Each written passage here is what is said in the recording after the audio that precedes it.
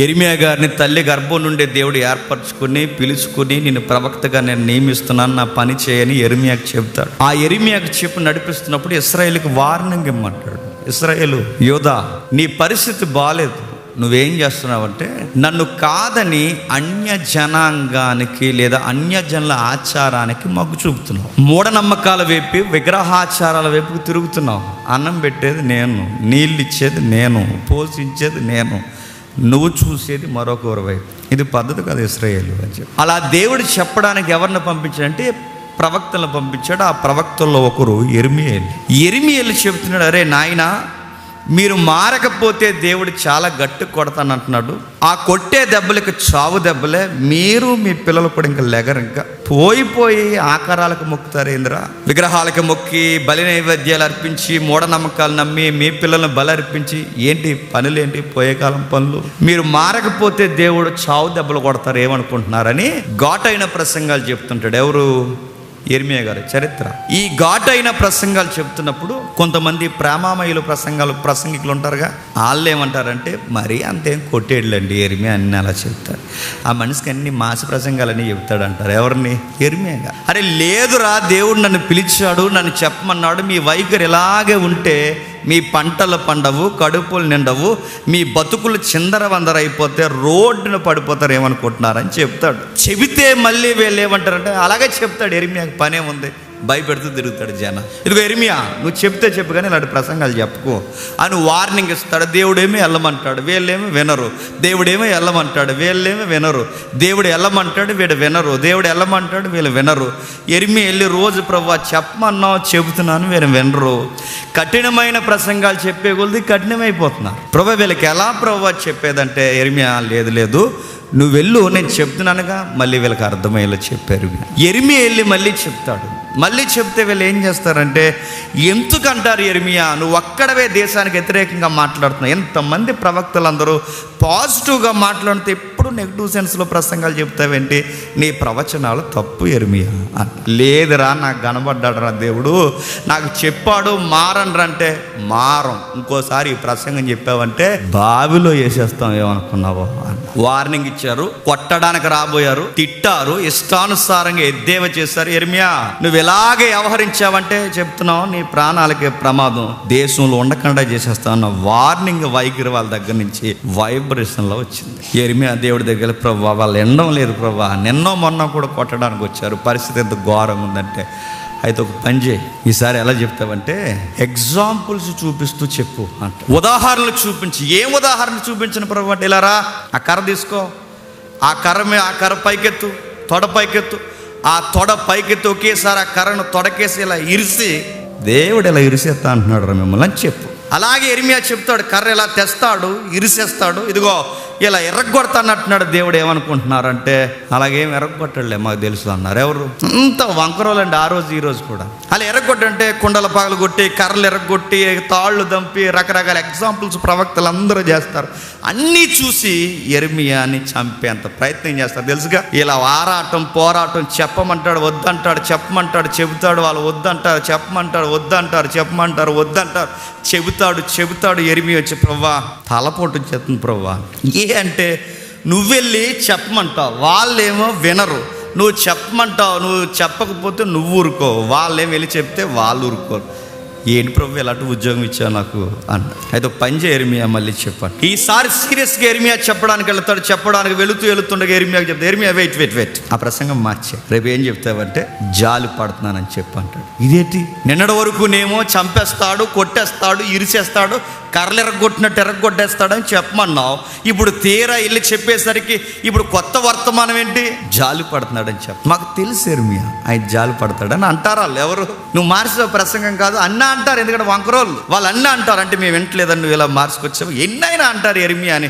యెరెమీయా ఇసువెక్కిపోయి ఇలా అన్నాడు, నువ్వు ఒక్కసారి కొట్టలేదు, కొడతానంటావు, ఒక్కసారి కొట్టు బుద్ధి వస్తుంది వాళ్ళకి, ఒక్కసారి రెండు పడే లైన్కి వస్తారు, నువ్వు పడేవేంటి దేవా, ఈ ప్రవక్త ఉద్యోగం చేయలేకపోతున్నా, నా మనసేమో చెప్పకూడదు అనుకుంటుంది, మరో పక్క నా మనసేమో చెప్పకుండా ఉండంటది.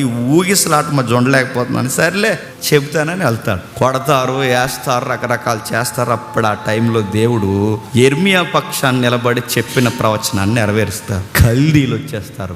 కల్దీలనే ఒక తెగ ఇజ్రాయెల్ లేదా యోధా మీద ఒకేసారి డేగ దిగిపోయినట్టు దిగిపోతారా. వాళ్ళ బలశాలులు, వారి యుద్ధ నైపుణ్యం ఎరిగిన వారు, శత్రువులంటే వీళ్ళకంత భయంకరులు ఎవరు ఉండరంతగా భయంకరమైన హింసకి వాళ్ళని గురి చేశారు. ఎంత హింసాకాండ జరిగిందో ఈ విలాప వాక్యాలు మనకు చెబుతుంది. అంటే యిర్మీయా గ్రంథం అనగానే ఏంటంటే, ఒరే ఇలా జరగబోతుంది, మీరు జాగ్రత్త పడండి అని చెప్పే గ్రంథం యిర్మీయా. ఏం జరగబోతుందో ఆ చెప్పిన గ్రంథం యిర్మీయా అయితే, చెప్పింది ఏం జరిగిందో, ఎంత ఘోరం జరిగిందో మనకి ఎక్స్ప్లెనేషన్ ఇచ్చే పద్యము గ్రంథమే చెప్పండి విలాప వాక్యం. అర్థమైందా? ఏం జరగబోతుందో చెప్పేది యిర్మీయా, చెప్పింది ఏం జరిగిందో మనకు చెప్పేది విలాప వాక్యాలు. ఏం జరిగింది గ్రంథం అంతా మనకొద్దు, కానీ కొన్ని వచనాలు చూద్దాం. ఎంత భయంకరంగా ఉందో వాతావరణం మీకు అర్థమవుద్ది. ఒక్కసారి చూడండి 5వ అధ్యాయం మొదటి వచనం చూడండి. 5వ అధ్యాయం మొదటి వచనం, యెహోవా మాకు కలిగిన శ్రమను జ్ఞాపకం చేసుకో, దృష్టించి మా మీదకి వచ్చిన నింద ఎట్టిదో చూడుము. మా స్వాస్యము పరదేశుల వశమాయను, మా ఇండ్లు అన్యుల స్వాధీనమాయ. మేము దిక్కులేని వారము, మా తల్లులు విధవరాండ్లయ్యే. సిచ్యువేషన్ మీకు అర్థమవుతుందో లేదో, పరిస్థితి దేశము ఎంత గొడ్డుబారిపోయిందో చెబుతున్నాడు చూడండి. మా తల్లులు విధవరాండ్లయ్యి, మా తండ్రులు చనిపోయారు. ఎందుకంటే చనిపోయారు కాదు, కల్దీలు మా తండ్రులను చంపేశారు. మా తల్లులు విధవరాండ్లు అయిపోయారు. పరిస్థితి ఎంత ఘోరమంటే, ద్రవ్యమిచ్చి నీళ్లు త్రాగి. టెక్నాలజీ ఎక్కువైపోయి కొనుక్కుంటున్నాం మనం. మీకు అర్థమవుతుందా? టెక్నాలజీ ఎక్కువైపోయి కొనుక్కుంటున్నాం మనం. బానిసత్వం ఎక్కువైపోయి కొనుక్కుంటున్నారో చెప్పండి.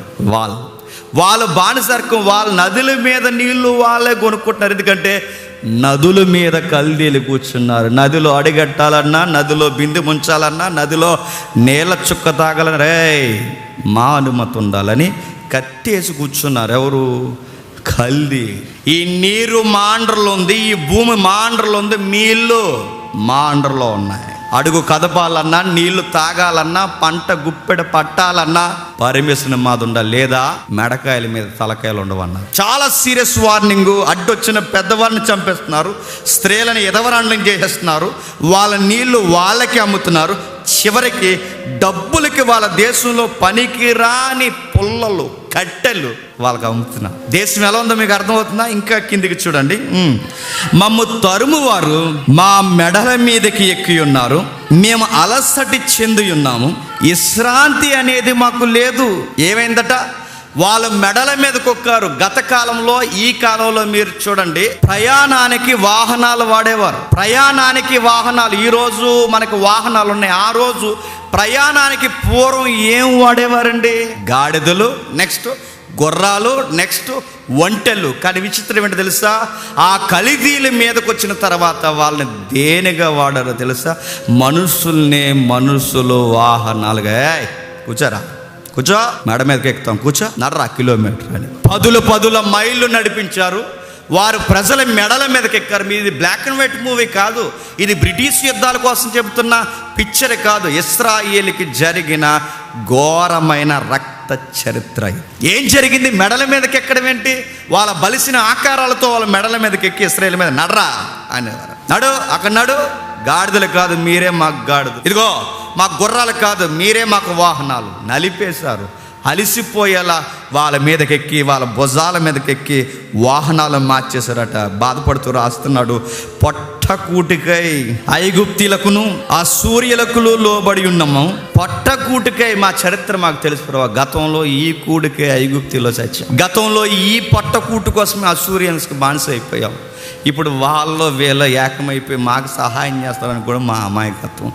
మళ్ళీ ఇప్పుడు పట్టకూటు కొరకు మా కూడు మేము తినడానికి కల్దీలకి బానిసలమై. బాలేదు ప్రభు మా జీవితాలు. మా తండ్రులు పాపం చేసి గతించిపోయి మేము వారి దోష శిక్షను అనుభవించున్నాం. వాళ్ళు చేసిన తిప్పలు, పాపాలు మా మీదకి వచ్చేసి మా మీద పడిపోయాయి. దాసులు మాకు ప్రభువులు అయిపోయారు, వారి వశము నుండి మనం విడిపింపగలవి ఎవడూ లేడు. ఎడారి జనులు ఖడ్గము వలన ప్రాణమునకు తెగించి మా ధాన్యము తెచ్చుకొనుచున్నాము. నెక్స్ట్, మహాస్కయం వల్ల మా చర్మము పొయ్యి వలె నలుపైపోయే, చర్మం మాడిపోయింది ప్రభు. ఎండకి, వానకి, చలికి, కాలాలకి మా శరీరం తట్టుకోలేక ఒక పొయ్యిని బాగా మెండబెడితే, మంటకు గురి చేస్తే ఆ పొయ్యి ఎలా అయితే ఆ పొగకి మగ్గిపోద్దో మా సొగసులన్నీ పొయ్యి వలె మగ్గిపోయాయి. మా జీవితం బాగాలేదు. అన్నానికి ఏడుస్తున్నాం, నీరుకి ఏడుస్తున్నాం, చివరికి అన్నం వండుకోవడానికి కట్టెలు దొరక్క ఏడుస్తున్నాం, చివరికి రోడ్డు మీద వాళ్ళని మొయ్యలేక ఏడుస్తున్నాం. చివరికి మా జీవితాలు ఎలా ఉన్నాయంటే, అన్నం లేని ఎడారి మనుషులు, వాళ్ళ ఎడారి జాతులు, కల్దీలు ఎడారి జాతులు, అరేబియా ఎడారి జాతుల్లో బతుకుతున్న వాళ్ళకి పంటల పండనే ఆ శత్రువులు వచ్చి మా పంటలు దోసేసుకుంటున్నారు. ఒకప్పుడు మాకు కప్పం కట్టేవారు మా దావీదు కాలంలో, ఒకప్పుడు మాకు బానిసలుగా ఉండేవారు, మా రాజులు వాళ్ళని ఏలేవారు. ఇప్పుడు వాళ్ళకి మేము కప్పం కట్టే పరిస్థితి వచ్చింది. మా ముఖాలు మారిపోయాయి, పూర్తిగా దేహాలు చిదిగిపోయాయి. ఇంకా బాధ, గుండెల్లోంచి బాధ వ్యక్తీకరిస్తున్నారు. ఏమంటున్నాడు చూడండి, శత్రువులు సీయోనులోని స్త్రీలను చెరిపేశారు. నెక్స్ట్, శత్రువులు యోధా పట్టణములోని కన్యలను చెరిపేశారు. ఎలా మీకు అర్థమవుతుందా ఎక్స్ప్రెషను? దీన్ని విలాప వాక్యాలను ఎందుకన్నారంటే, ఇంత ఘోరం జరిగింది కనుక అది విలాపం. మా సంసారం చేస్తున్న స్త్రీలను బయటికి లాక్కొచ్చి హత్య చేసేసారయ్యా, అత్యాచారం చేశారు. పెళ్లి కావలసిన కన్యలను హత్యలు చేసి అత్యాచారం చేసి సంసారాన్ని చిదివేశారు. ఇంకా సంసారం అంటే ఏంటో తెలియని లేత మొక్కలను కూడా చిదిమేశారు. సంసార స్త్రీలు రోడ్డు మీద పడిపోయారు, కన్యలు రోడ్డు మీద పడిపోయారు. ఏంట్రా ఇదేం పనయ్యా? మా మీదకెక్కి, మా జీవితాల మీదకెక్కి, మా పంటలు తిని, మా నీళ్లు మాకే అమ్మి, మా కట్టెలు కూడా చివరికి పనికిరాని కట్టెలు కూడా మాకు అమ్మి ఎంతగా మా శరీరాన్ని నడిపి, ఇది అన్యాయమయ్యా అని అడిగినందుకు చేతులు కట్టి మా అధిపతులకు ఊరేసేశారు. 103వ కీర్తన 13-14 వచనాలు చూడండి. తండ్రి తన పిల్లల ఎళ్ళ జాలిపడినట్టు యెహోవా తన యందు భయభక్తులు గలవారి ఎళ్ళ జాలిపడును. మనం నిర్మింపబడిన రీతి ఆయనకి తెలుసు. మనం మట్టి వారమని ఆయన జ్ఞాపకము చేసుకొని జాలిపడిపోతారు. రే, మీరు చేసే పనులు చూస్తే చాలా కోపం తెప్పిస్తే, కొడితే మట్టి అయిపోతారు, కొడితే మట్టిలో కలిసిపోతారు. దేవుడు కొడితే ఏమవుతామండి? హాస్పిటల్కి వెళ్తామా? మట్టిలో పోవడమే. ఇంకా శ్మశానానికి ఆయన కనుక్కుంటాడు, ఈయన కొడితే మట్టిలోకి పోతాడు, మళ్ళీ జాలి పడతాడు. అందుకే చిన్న చిన్న దెబ్బలు వేస్తాడు అనమాట. కొడతాడు, గద్దెస్తాడు, ఏదో ఒక పాట నేర్పిస్తాడు. అవసరమైతే ఎల్లెళ్ళే బండి మీద నుంచి కూడా కింద పడగొడతాడు. దేవుడు నీ మీద మళ్ళీ చెప్తున్నాను, ఎన్ని గుద్దాలని గుద్దుతాడు. ఎందుకంటే నీకు ఏదో నేర్పించాలి. నీకు కుదరలేదు, నీ వ్యవహారాన్ని నీకు తెలియట్లేదు. నీకు చిన్నపిల్లలు అటు తిరుగుతున్నాడు, ఇటు తిరుగుతున్నాడు, ఏదో ఒకటి పడాలి. అనారోగ్య సమస్య, అప్పులు సమస్య, నీకు అలాగైతే కానీ దేవుడు అర్థమవడు. ఇక్కడ చెప్తున్నాడు, మనం మట్టివారు. ఎవరు? మనం మట్టివారు. నిజంగా ఒక మాట, నాకు సందర్భం, మంచి మాట రాశాడు ఒక కవి. ఏమన్నాడు తెలుసా? క్రైస్తవ కవి, అగ్ని దగ్గరికి మట్టిని తీసుకుని వెళితే, అగ్నికి దగ్గరగా మట్టిని తీసుకుని వెళ్తే మట్టి ఏమవుద్దండి? గట్టిగా అయిపోద్ది. అదే అగ్ని దగ్గరికి మైనాన్ని తీసుకుని వెళ్తే కరిగిపోతుంది. గమనించండి, అగ్ని దగ్గరికి మట్టి వెళితే మట్టి గట్టిగా రాలిపోద్ది, మైనం వెళితే మైనం కరిగిపోద్ది.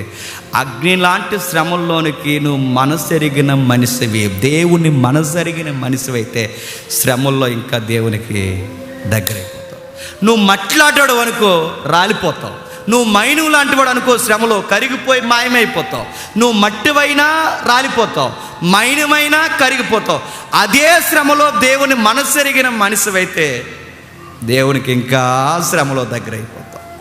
ఎలాగో చెప్పినా, అమ్మ ఒక్కోసారి కొడతాది పిల్లల్ని, పటాలను కొడితే కుదురులేని పిల్లలైతే బస్సు ఆటోకి వెళ్ళిపోతారు, అటు నుంచి అటే. కొట్టింది అవకాశం కాదు, ఆగరన్న వెళ్ళిపోతాడు. ఇంకా మనసెరిగిన పిల్లలైతే ఏ అమ్మ కొడతాదో చెప్పండి, ఏ అమ్మ కొట్టిందో మళ్ళీ అదే అమ్మను పట్టుకుని కొట్టకమ్మా అంటాడు. అంటే కొట్టిన అమ్మ దగ్గరికి వెళ్ళే మళ్ళీ అమ్మను పట్టుకుని అదే బిడ్డ ఏడుస్తుందంటే మీకు ఏమర్థమవుతుంది చెప్పండి? శ్రమ కలిగినప్పుడు, దెబ్బలు తగిలినప్పుడు, ప్రేమరిగిన కుమారుడు అయితే మళ్ళీ మనం ఎవరిని పట్టుకోవాలి చెప్పండి? మనల్ని కొట్టిన దేవుడిని పట్టుకుని, దేవా ఇంక కొట్టక ప్రభా అని చచ్చిపోయేలా ఉన్నానని ఆయన పట్టుకుని ఆడవాలి. మనం అలాంటి కాదు, ఆటో ఎక్కేద్దాం చూస్తాం, మనం బస్సు ఎక్కేద్దాం చూస్తాం. ఎక్కడికి వెళ్ళకు, కొట్టుతున్న ఆయన్నే పట్టుకో, ఆయన దగ్గరికి పో. యెరెమీయా నన్ను ఏమి నేర్పిస్తున్నాడు ఆయన? శ్రమలలో మంచోడని కనిపెట్టు, ఏదో ఒక టైం వస్తుంది విడిపిస్తాడు. దయాళుడని నమ్ము, కనిపెట్టు, ఓర్పుగా ఉండు, ఆయన కొరకు ఎదురు చూడు, ఆయన కొరకు మాత్రమే నువ్వు ఆలోచించు. ఎంతగా ఆలోచిస్తావు అంటే ఎటూ కదలకుండా అలా నిలబడు.